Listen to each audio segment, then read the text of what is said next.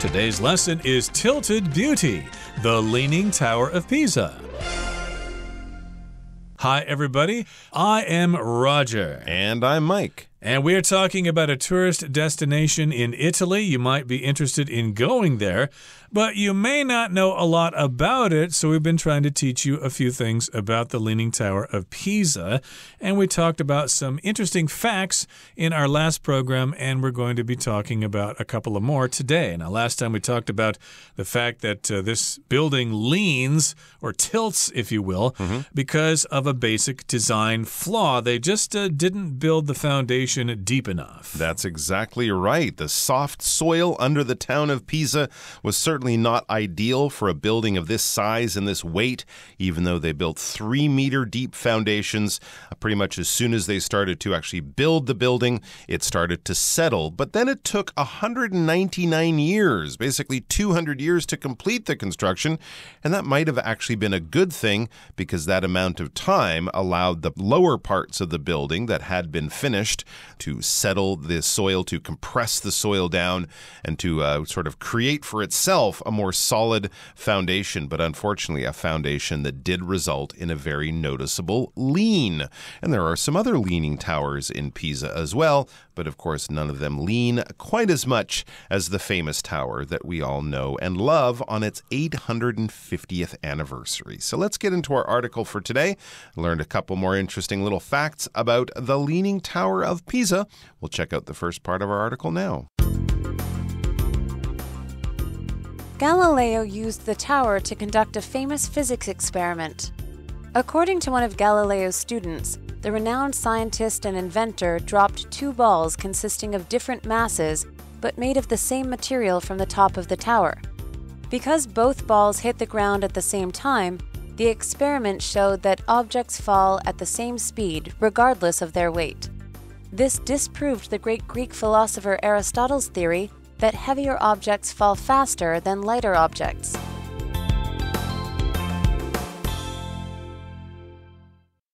大家好，第一部分介绍动词 conduct， 它的意思是进行或是实施。例如 The students conducted a survey of voting trends. 学生们对投票趋势进行调查。接着看到名词 experiment， 表示实验。例如 Scientists did some experiments to see if the drug was effective. 科学家们做了一些实验来看这个药是否有效。或是 The students did an experiment with ice. 学生们用冰块做了一项实验。继续看到动词 disprove， 它的意思是证明点点点是虚假或是有误的，也可以是反驳的意思。例如 The scientists disproved the study by performing extra research. 那位科学家藉由进行额外的调查来证明这个研究不实。也可以说 The lawyer attempted to disprove the witness's testimony in court. 该律师试图在法庭上反驳证人的证词。再来介绍名词 philosopher， 表示哲学家。我们可以说 Philosophers think about the world very differently from most people. 哲学家思考世界的方式和大多数人很不同。又或者说 Plato was a Greek philosopher. 柏拉图是希腊的哲学家。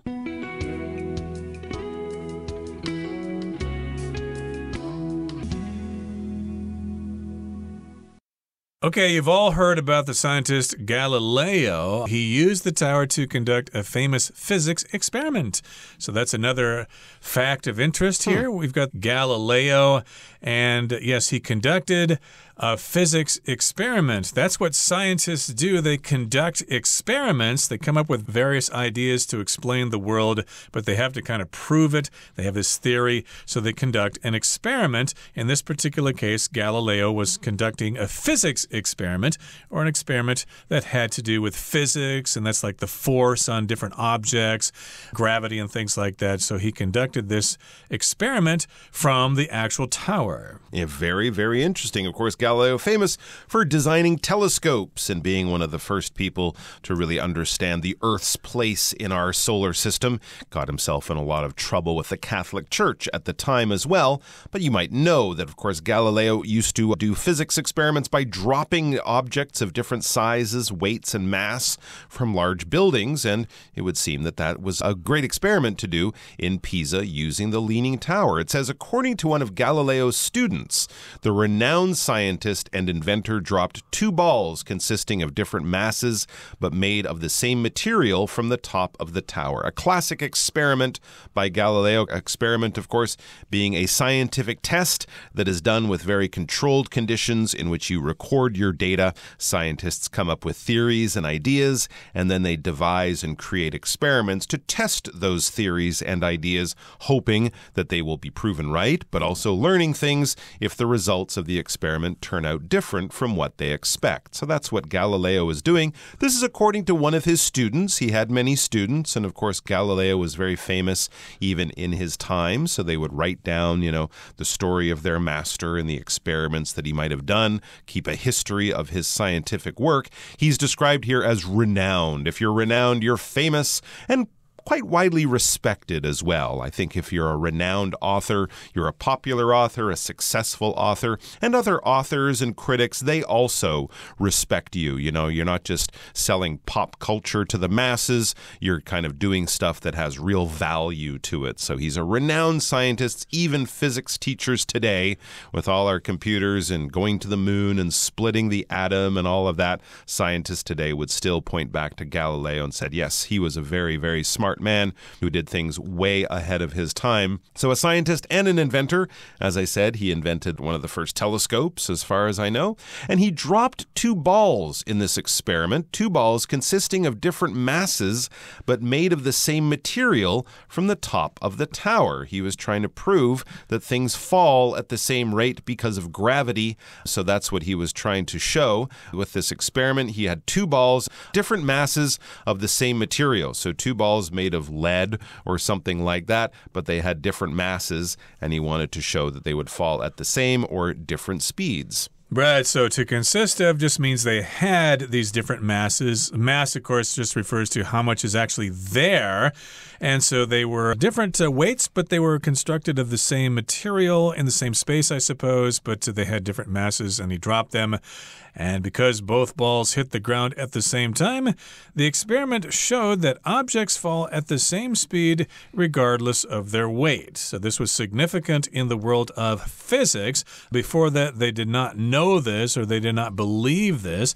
These 2 balls had different masses, but they still hit the ground at the same time. You would think the lighter one would take longer to hit the ground, and the heavier one, or the one with more mass, would hit it more quickly, but they fall at the same speed regardless of their weight. No matter how much they weigh, they still hit the ground at the same time. And this, of course, this disproved the great Greek philosopher Aristotle's theory that heavier objects fall faster than lighter objects. So what Galileo was doing was basically proving an accepted scientific fact from the Greeks from, hundreds of years ago. The Greek philosopher Aristotle had a different theory, and his experiment, Galileo's experiment, disproved Aristotle's theory. To disprove something is to show something is not true. Probably something that has been accepted as being true before, but new science, new research, and new experiments show, no, this is not true. So if I tell you of something and I promise you that it's the truth, especially if I do it like in a court of law where I must tell the truth, but then other facts come out to show that what I said in court was a lie, you are disproving my statement. You are proving that I lied, that I misrepresented the facts. So he proved that the Greek philosopher Aristotle's theory of heavier objects falling faster than lighter objects, that theory was wrong. And of course, this is a big thing because Aristotle, even at that time, was very famous, a famous scientist and a famous philosopher. A lot of people know, of course, about many of Aristotle's different experiments with density and mass and his also engineering abilities. Here he's described, though, as a philosopher someone who basically examines the mysteries and questions of life. Philosophers wouldn't be strict scientists, but they will certainly dabble in other areas. And some scientists back then were also philosophers. They were trying to understand the nature of the universe, the nature of life, the nature of the way things are, and explain all the inexplicable things out there in the world. And one of the things Aristotle thought is that heavier objects fall faster than lighter objects. Of course, now we know that that's not true. It might seem to be true. You can drop a heavy feather that weighs the same as a small ball of the same weight. The ball may hit the ground faster, but that is because the feather is encountering air resistance. But if you drop them in a vacuum with no air, they will drop at exactly the same speed, just as Galileo proved. Thanks to Galileo, or at least thanks to one of Galileo's students for telling us that. And you can imagine that if you go to Pisa, you can imagine two balls falling from the top of that tower and hitting the ground at the same time. Okay, let's move on now to the next fact we'd like to teach you about. And there's a church tower in Germany that leans even more than this tower. Let's find out about that. Let's listen. A church tower in Germany leans even more. Although the Leaning Tower of Pisa is certainly the world's most famous leaning tower, the Leaning Tower of Surhusen in Germany has an even greater lean, at 5.19 degrees compared to 3.97 degrees for the Tower of Pisa. However, the Italian tower is much taller and is widely considered a jewel of Romanesque art, which may account for its greater fame.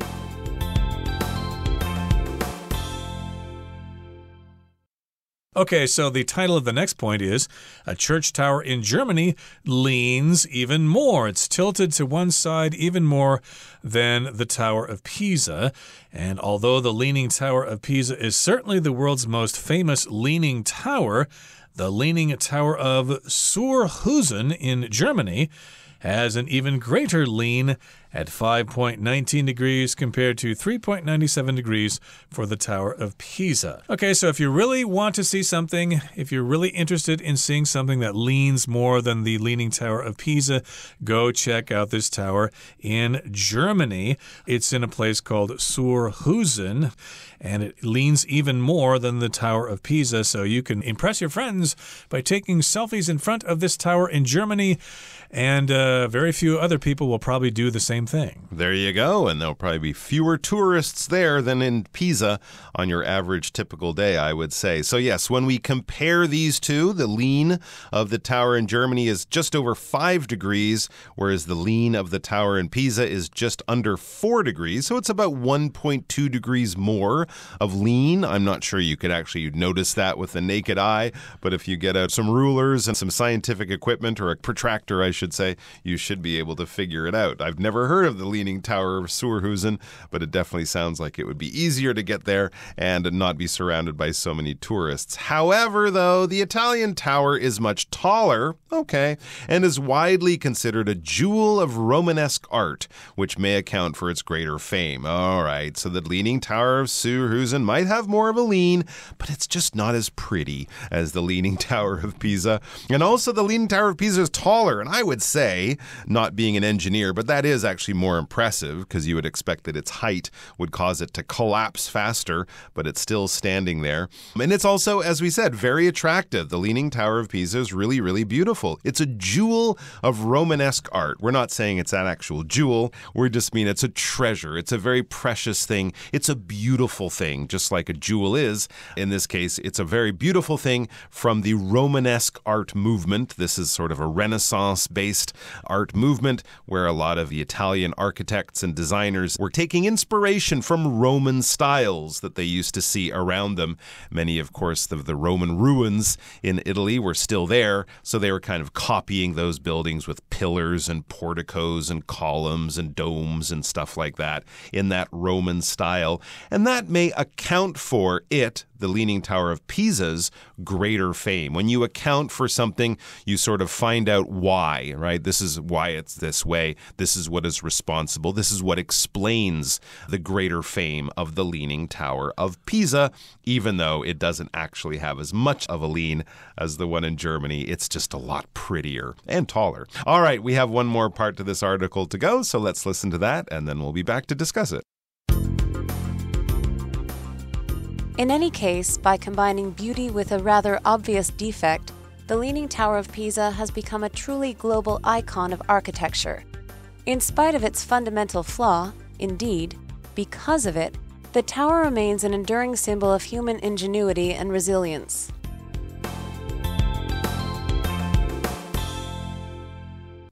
第三部分看到形容词 global， 它的意思是全球的、全世界的或是整体的。例如 Climate change is a global concern， 气候变迁是一个全球关注的问题。又或者说 The company's global strategy focuses on expansion in emerging economies， 该公司的整体策略着重于在新兴经济体中扩张。再来我们看到名词 icon， 指的是具代表性的人物、物品、符号或标志，也可以是图示或是偶像的意思。举例来说 With one hit movie after another, the director has become an icon in the film industry. 该导演卖座电影一部接着一部，已经成为电影业的代表人物。又或者说 Jay Chou is a pop music icon in Asia.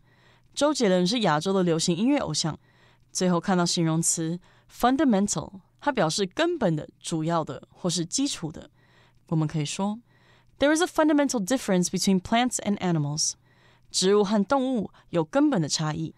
也可以说 Mathematics is a fundamental tool of scientific study. 数学是科学研究的基础工具。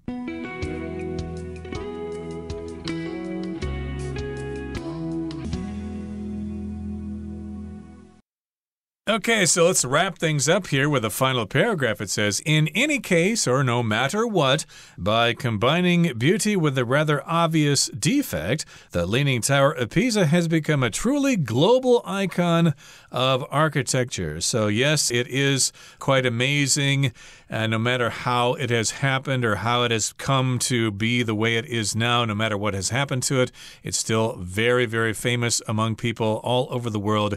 Pictures of Italy will always include a picture of this particular structure. It's just that famous, and lots of people are going to want to go there. It combines beauty and this defect. A defect, of course, is a flaw, and of course, you might be surprised to see people wanting to go see something like that has a problem or a flaw, but they still do. It's very aesthetic. It's a great place for selfies. It is a global icon of architecture. If something's global, hey, it happens all over the world. Everybody in the world knows about this building, and it's an icon of architecture. An icon is just something that stands for something. It represents something. Exactly right. So it's one of the most famous buildings in the world, basically, is what we are saying there. You could include it with Big Ben or the Eiffel Tower or the Empire State Building or something like that. So, of course, it is very famous. It is a globally recognized around the world. People know it, and it's an icon. It's a very famous example of architecture. In spite of its fundamental flaw, indeed, because of it, the tower remains an enduring symbol of human ingenuity and resilience. It's kind of an interesting thing. It's kind of a failed building, really. It's a design that wasn't really very good. It shouldn't really still be standing. I think they've done a lot of work in the last 50 or 60 years to stop it from leaning more and possibly falling.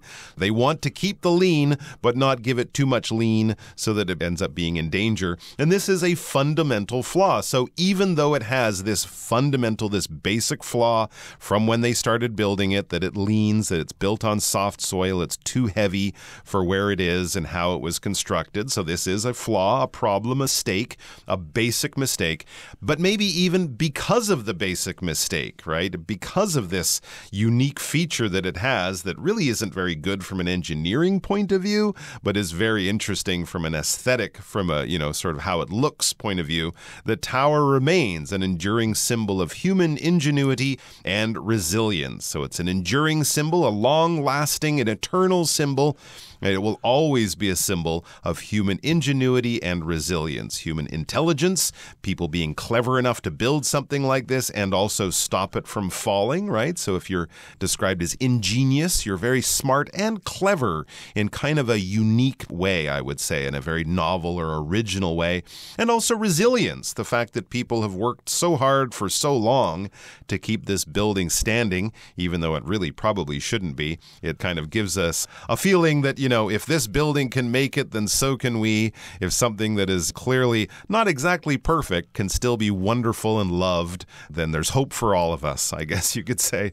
It makes all the failed architects of the world feel a little bit better about themselves. Indeed, and hopefully some of the buildings that are leaning in modern times will stay standing for a long time and become tourist attractions as well. I think there's a building in San Francisco that is actually leaning a little bit there. Yeah, I don't think it's a tourist attraction just yet. I know a guy who bought an apartment in that building. Oh, no. It's not a good story. Oh, he probably won't be able to sell it at all. Okay, well, that brings us to the end of our explanation for today.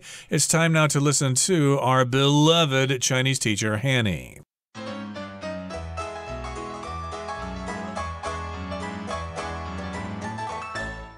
各位同学大家好，我是 Hanny。 我们来看今天的文法重点。课文一开始提到，根据伽利略一位学生的说法，这位知名科学家兼发明家从塔顶丢下2颗由不同质量构成但由相同材质制成的球。那他是用到 two balls consisting of different masses but made of the same material 来表达2颗由不同质量构成但由相同材质制成的球。那这边我们就来整理一下表达由什么什么制成的用法。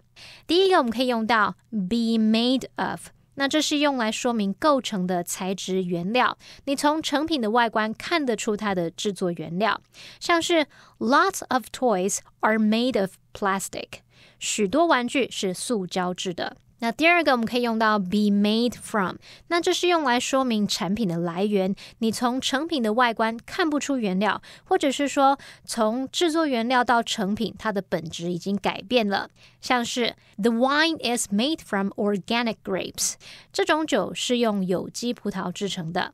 那第三个我们可以用到 be made with， 这是用来说明所含的原料成分，那这个句型并没有强调制作过程，通常只是在说明食材原料为何。举例来说 The cake is made with layers of cream and berries， 这个蛋糕是由好几层的鲜奶油和莓果制成的。好，那我们读到课文下一句，由于2颗球同时落地，那么该实验表明无论重量如何，物体都会以相同的速度落下。文中是用 regardless of their weight 来表达无论重量如何，那么片语介系词 regardless of它是表达不管怎么样，不论怎么样，后面可以接名词、动名词或者是名词子句。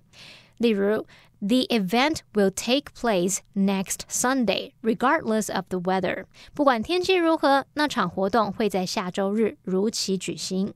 再看个例句是 You must stick to your goal, regardless of what other people think. 不管别人是怎么想的，你一定要坚持自己的目标。好，那么以上件重点整理，我们回顾今天单字吧。Conduct.We will need to conduct an investigation to determine what caused the accident. Physics.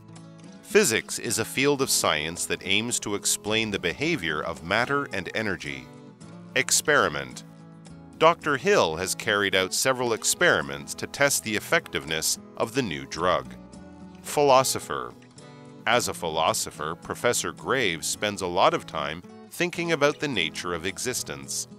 Global.Climate change is a global challenge that is already affecting people all around the world. Icon. The peace symbol has become an icon of nonviolent protest. Fundamental. The fundamental question is whether the new ad strategy will actually work.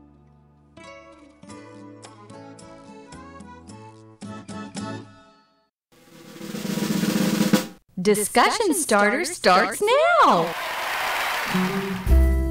Here's our discussion starter for today, and the question is, do you think that the Leaning Tower of Pisa's architects would be proud of its fame?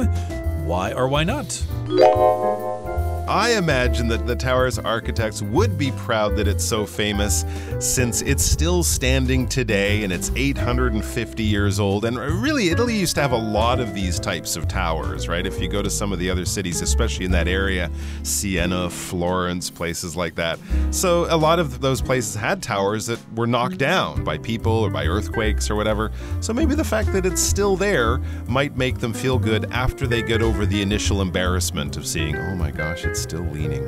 My goodness. Well, seeing as the building is actually tilting and that a lot of buildings are not tilting that were built in that era, I would think that the tower's architects would not take pride in the tower's current fame. They would be quite ashamed. And as you know, engineers and scientists sometimes can have really big egos, and this would be a great insult to their integrity.